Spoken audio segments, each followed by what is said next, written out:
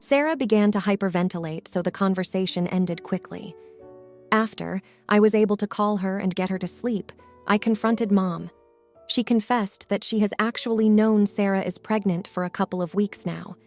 They took a test in the hospital a while ago when I was out for a day. Apparently, Mom noticed some early pregnancy symptoms. I have no idea why the hospital staff didn't inform Sarah herself.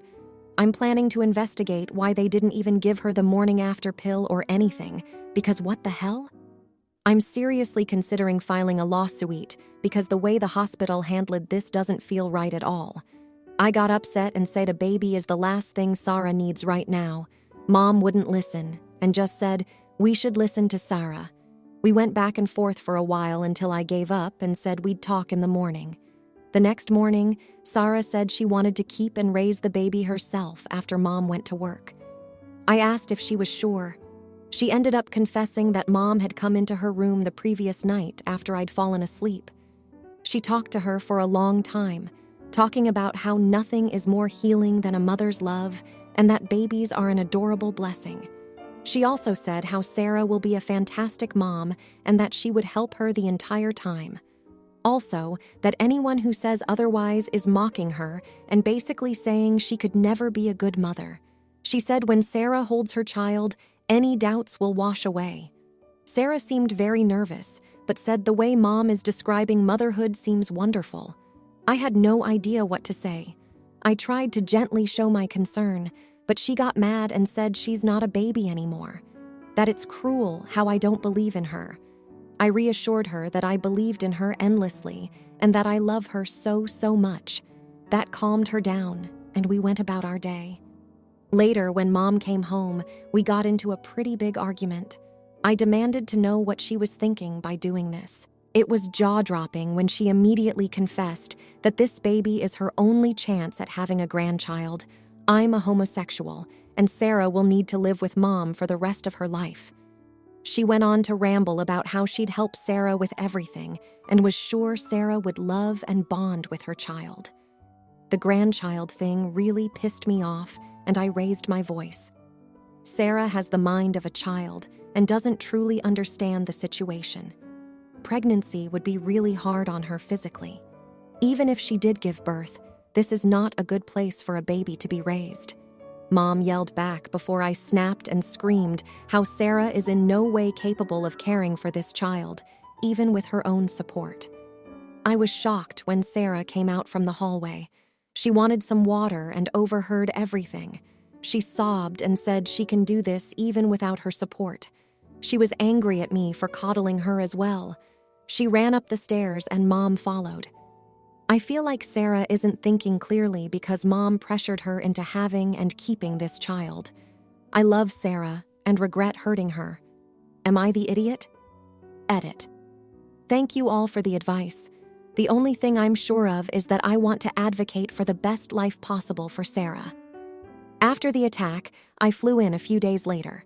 The hospital was Catholic, and we live in a conservative area, so now that I think about it, I think it's likely that they didn't give her the morning after pill because of their beliefs. I'm not sure about the law around religious hospitals, so I don't really know if that's legal or not. Now, for a few comments before the update. Comment 1. As a mother with 2 disabled daughters, this is my worst nightmare. Your mother's actions are selfish to downright criminal. She is willing to let her mentally disabled daughter have the child of a rapper, because she has a homosexual daughter who can't give her real grandkids? Nope, nope, nope. Throw the whole mother away. Comment 2. Frick your mom. A woman with the mental capacity of an 8-year-old has no business being forced to carry a baby to term. She needs to be taken now for an baby unaliving. This is all kinds of fricked up and it's all your mom's fault. I'm angry just typing this. Not the idiot and call CPS on your mom. Now, for the update. Since my last post, a lot has happened. The days following the heated argument with Mom were tough. Sarah was distant, and I could tell she was struggling with the weight of the decision she was facing. I spent hours researching and talking to professionals about what options we had and what support would be available for Sarah if she decided to go through with the pregnancy. I also reached out to a lawyer to discuss the hospital's actions. The lawyer was sympathetic and agreed that the hospital had been negligent in not informing Sarah or providing her with all her options. We're now in the early stages of taking legal action against the hospital. It's a slow process, but I feel like we're making some headway. In the meantime, Mom and I had several long, difficult conversations. I expressed my concerns about Sarah's ability to care for a child and the impact it would have on her life. Mom listened, and I could see the conflict in her eyes. She admitted that her desire for a grandchild might have clouded her judgment. We agreed to put Sarah's needs first and to support her in whatever decision she made. Sarah, on the other hand, was still processing everything. I spent a lot of time just being there for her, playing games, watching her favorite shows, and occasionally talking about the future. We found a therapist who specializes in counseling individuals with intellectual disabilities, and Sarah began attending sessions. It seemed to help her articulate her feelings and fears. One afternoon, Sarah and I sat down with a social worker who explained the realities of parenting, the support she would need, and the challenges she might face. Sarah listened intently, asking questions and taking in the information. After the social worker left, Sarah was quiet for a long time. Then, she looked at me with a clarity I hadn't seen in her since before the attack. "I want to do what's best for the baby," she said. "I don't think I can be a mommy, but maybe there's another way to give the baby a good life." It was a moment of maturity and self-awareness that took my breath away. We hugged, and I told her how proud I was of her. The next step was to explore adoption. We met with an agency that was incredibly understanding of our situation. They assured us that they would find a loving and supportive family for the baby. Sarah was involved in every step, and it seemed to give her a sense of control and peace. As for the man who hurt Sarah, the legal case is moving forward. He's facing a significant amount of time behind bars, and while it doesn't undo what he did, it's a small measure of justice. Sarah sometimes asks about the case, and we're honest with her, making sure she feels safe and protected. Mom has been working less, realizing that being there for Sarah is more important than extra shifts. She's been more present, and I can see the bond between her and Sarah strengthening. It's not perfect, and we still have our disagreements, but we're learning to communicate better. I've decided to enroll in online classes so I can continue my education while being close to Sarah. It's a balance, but one that I'm willing to work for. Sarah's strength has inspired me to focus on what's important and to fight for those I love. As for me, I've learned a lot about myself, about family, and about resilience. Sarah's situation has brought out a fierce protective instinct in me, and I've become more involved in advocacy for individuals with disabilities. I want to make sure that what happened to Sarah never happens to anyone else. We're taking it one day at a time, but there's a sense of hope in our home that wasn't there before. Sarah's laughter is returning, and while the future is uncertain, we're facing it together. We're not just surviving, we're finding ways to thrive. Despite the challenges, I believe we're heading towards a brighter future, one where Sarah's voice is heard and her choices are respected. And that's something worth fighting for. Now, for the comments. Comment 1. Not the idiot. It's a tough spot, but voicing concerns doesn't make you an a-hole. It's important to consider Sarah's well-being and future, but it's equally crucial to support her choices. This is about finding balance. Comment 2. No idiots here. Your mom's trying to find positivity in a dark situation, and you're worried about practicalities. Both are valid.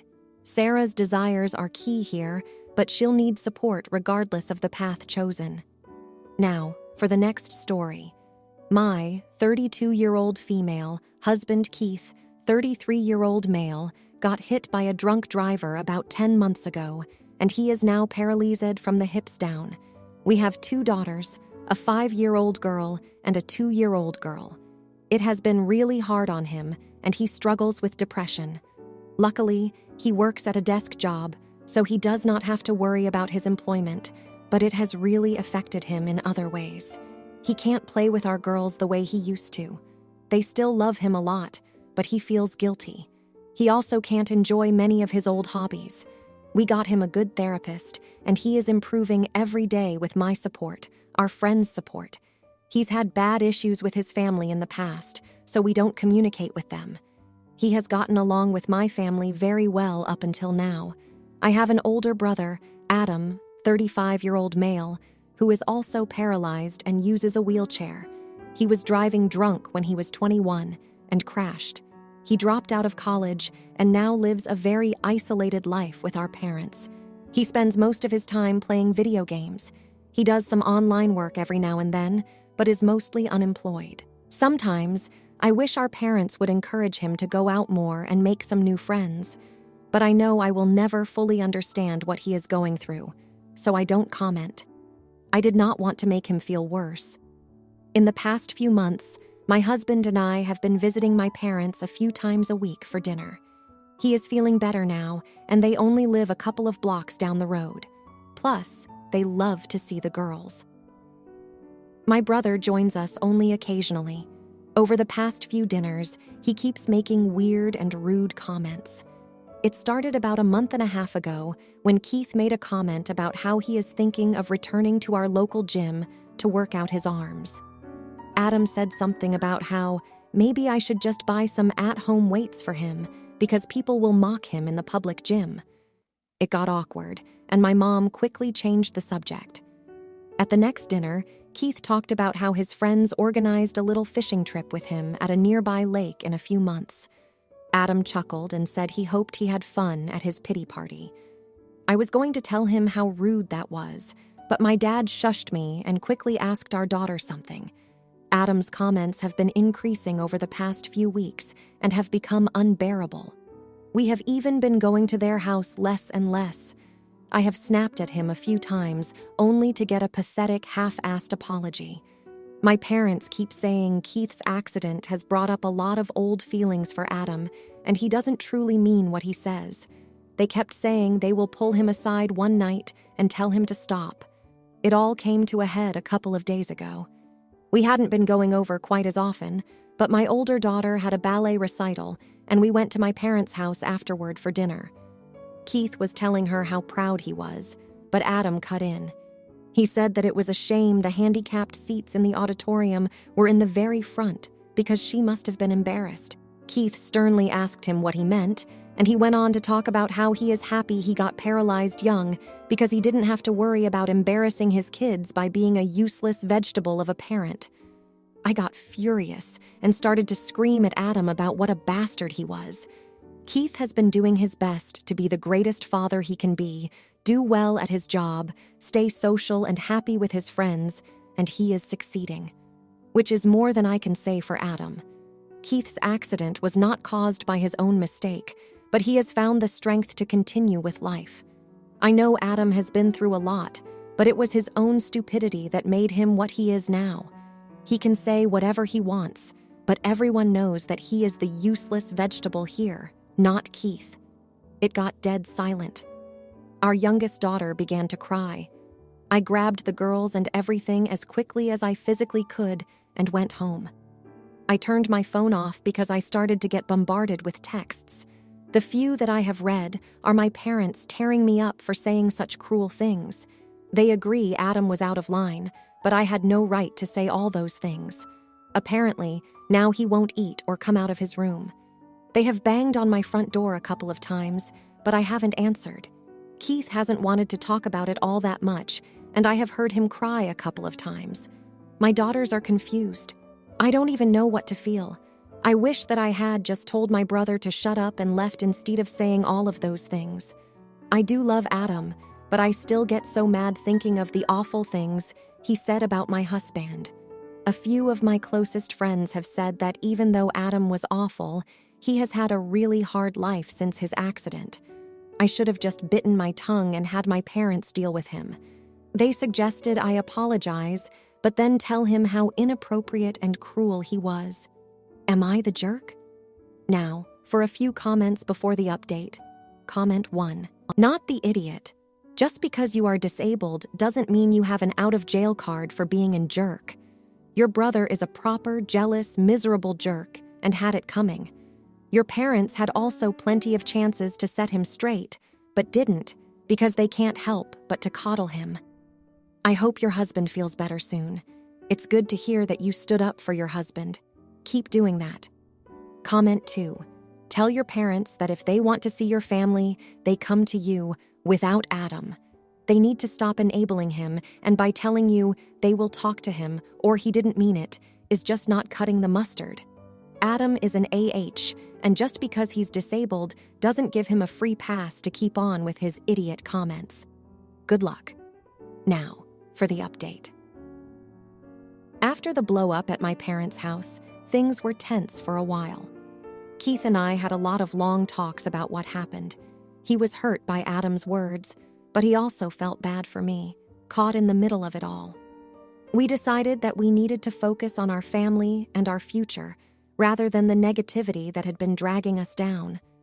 The girls were still asking questions about why we weren't visiting Grandma and Grandpa as much, and we had to explain in the simplest terms that sometimes adults have disagreements, but that doesn't mean we stop loving each other. It was a tough concept for them, but they seemed to understand as much as they could. A few weeks passed, and I finally decided to reach out to my parents. I sent them a text saying that I was sorry for the things I said to Adam, but that his comments were hurting our family. They responded that they understood and that they had been talking to Adam about getting some help to deal with his anger and bitterness. It turned out that Adam had started seeing a therapist after our argument. My parents said it was a wake-up call for him, and he realized he didn't want to be the person he was turning into. I was skeptical at first, but I wanted to believe that he could change. Keith, meanwhile, had been making progress in his own way.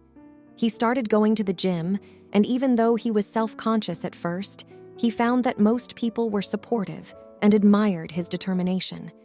His friends came through with the fishing trip, and he came back with stories of how they had modified the boat so he could participate fully. It was the happiest I'd seen him in a long time. We slowly started to reintegrate visits to my parents' house into our routine. The first few times were awkward, but there was a noticeable change in Adam.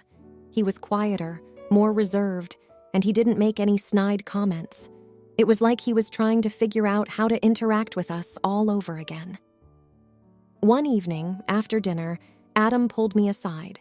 He apologized for everything he had said and done. He told me that he didn't realize how much his words could hurt until he saw the effect they had on Keith and our family. He said that therapy was helping him deal with his own regrets and that he was going to try to be better. I accepted his apology, not just for my sake, but for the sake of our family. Keith was more cautious, but he was willing to give Adam a chance too. We all knew it would take time to rebuild trust, but it felt like a step in the right direction. As for Keith, his resilience continued to inspire everyone around him. He became more involved in the community, speaking at events about road safety and the impact of drunk driving. He even started a blog to share his experiences and connect with others in similar situations. Our daughters adapted to our new normal. They found new ways to play with their dad, and their love for him never wavered. They were our little rays of sunshine, reminding us that there was still so much joy to be found in our lives. Now, for the comments. Comment 1. I'm glad Keith is finding new ways to enjoy life, and it's heartwarming to see your family working through this. It's a tough situation, but focusing on healing and growth instead of holding on to anger is the best path forward. If you liked this video, you'll probably like these too. Also, while you're here, please consider subscribing. It's your support that keeps this channel alive and allows me to make better and longer videos. Have a great day.